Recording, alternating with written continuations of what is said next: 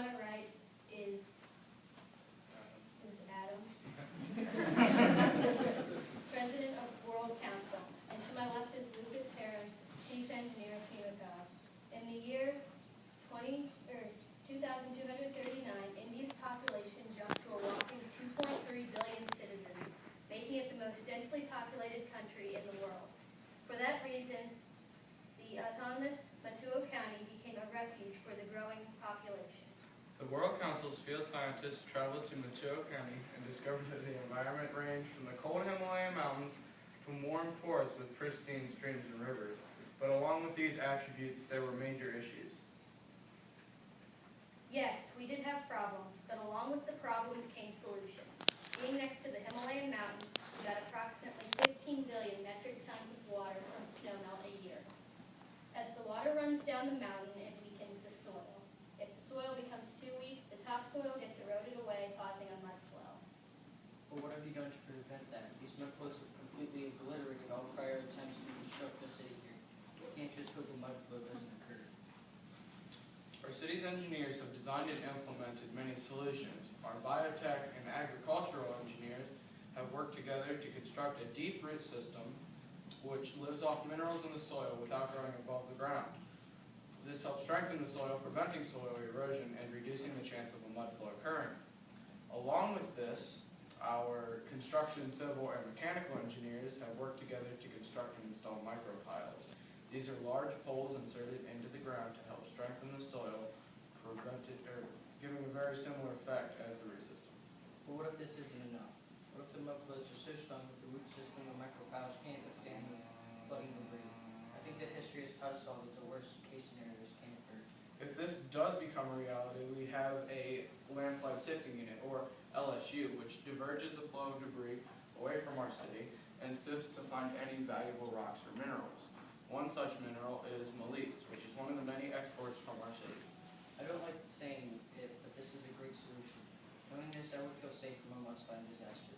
On a similar topic, you have stormwater runoff to deal with. This is a big enough issue itself, but snow melt from the mountains increase the problem. Well, our civil engineers designed porous asphalt and pavers as roads and sidewalks, which diverts the flow of water, preventing it from getting in our clean water source.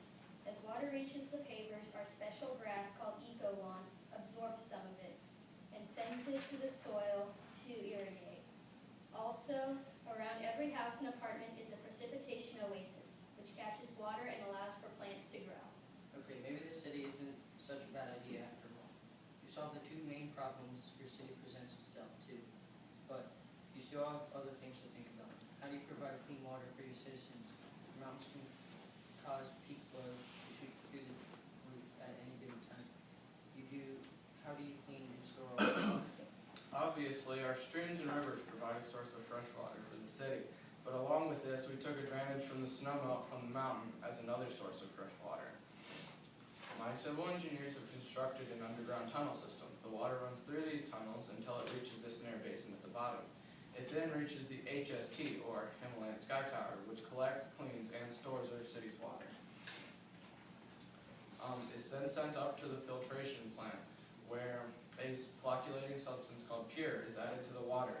It is then shot with ozone, removing all left impurities, and is sent through post-filtration and up to a high enough altitude to where it's stored naturally.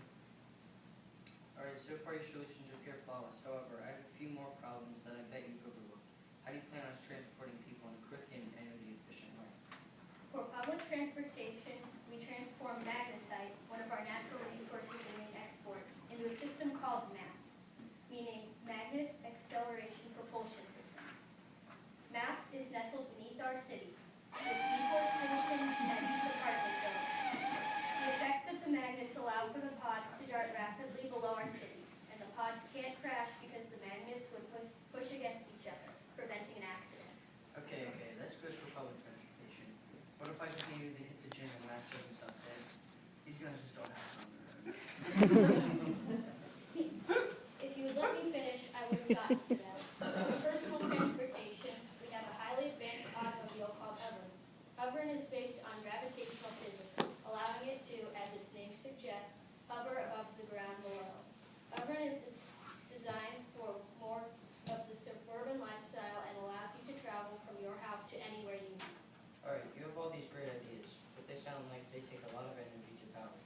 you have as far as non-polluting energy source? Cities run primarily on an advanced hydrogen power. Gray water, solar, and hydroelectric also contribute to a portion of our city's power. Our city's carbon footprint is just 1/8 of that of other cities with fossil fuels. Okay, you've covered everything I can think of except for one thing. Everybody likes to have fun, and if you don't have anything to do for fun, no one wants to live with you and grow up. What do you have for recreation? Our national park surrounds the majestic Mount Galunga, which offers a scenic overview of our city as well as the wildlife around. But for those who don't enjoy the outdoors as much, our recreation center provides a variety of things to do. You can play dodgeball or laser tag in our gravity-reduced chambers. Virtual sports allows for your favorite sport to never go out of season. And our bionic sports allows you, regardless of your physical capabilities, to become anything you could ever imagine. I have my doubts about the city, but everything you have said proves to me that your city can prosper and continue to grow. Theodore Roosevelt once said, "The credit belongs to the man who is actually in the arena, whose face is marred by sweat and blood, who strives valiantly, who makes errors because there's no effort without error and shortcoming. And if he fails, at least he failed while daring greatly." While erecting our great city, we were truly in the arena. But as we fought, we overcame challenge after challenge until finally, after many failed attempts, Pimlico's skyline outshined the rest, as a light tower illuminating a path